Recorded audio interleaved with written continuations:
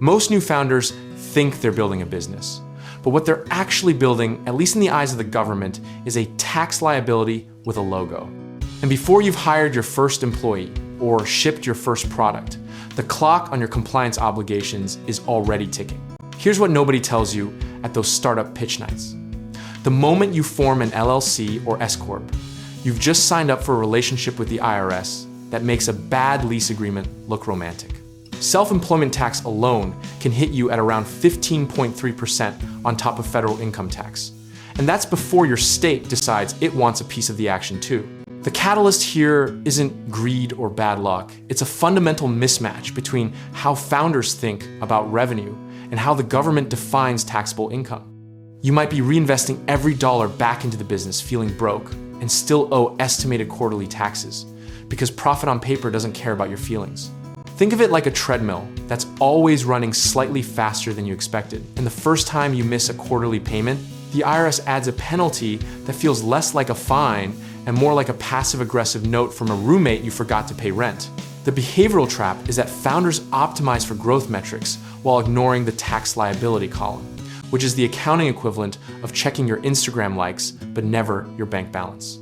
Remember 2020 and 2021, when every founder with a Shopify store and a dream was calling themselves a 7-figure entrepreneur?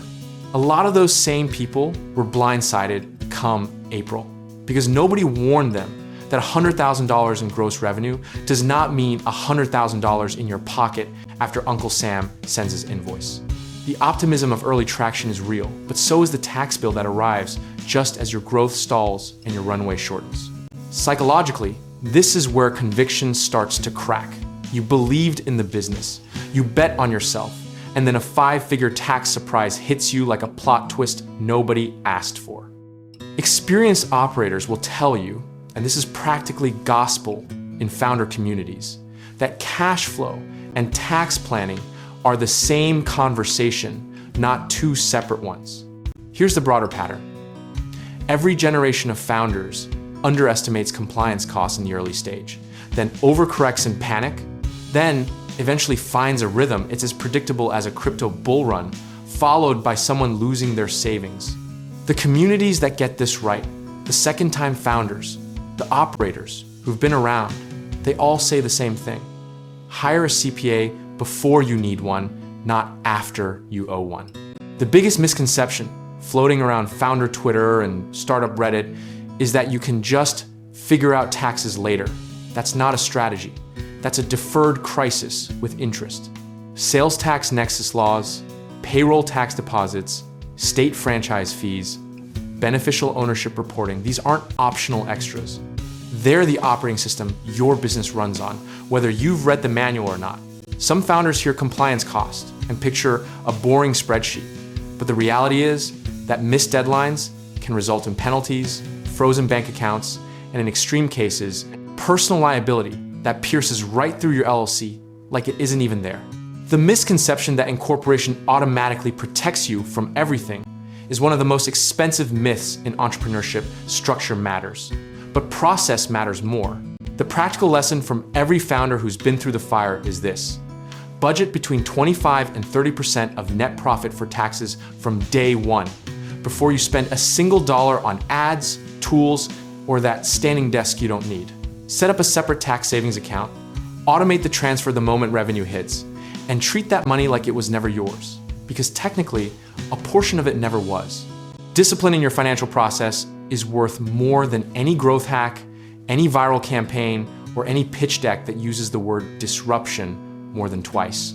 Your position size and risk, how much runway you keep, how lean you stay, is what determines whether a bad tax quarter is a lesson or a eulogy for your company. At the end of the day, the founders who survive aren't always the most visionary or the most charismatic. They're the ones who treated their back office like it mattered as much as their front end. Discipline, sizing, and consistency in your financial habits aren't the glamorous parts of entrepreneurship, but they are the load-bearing walls.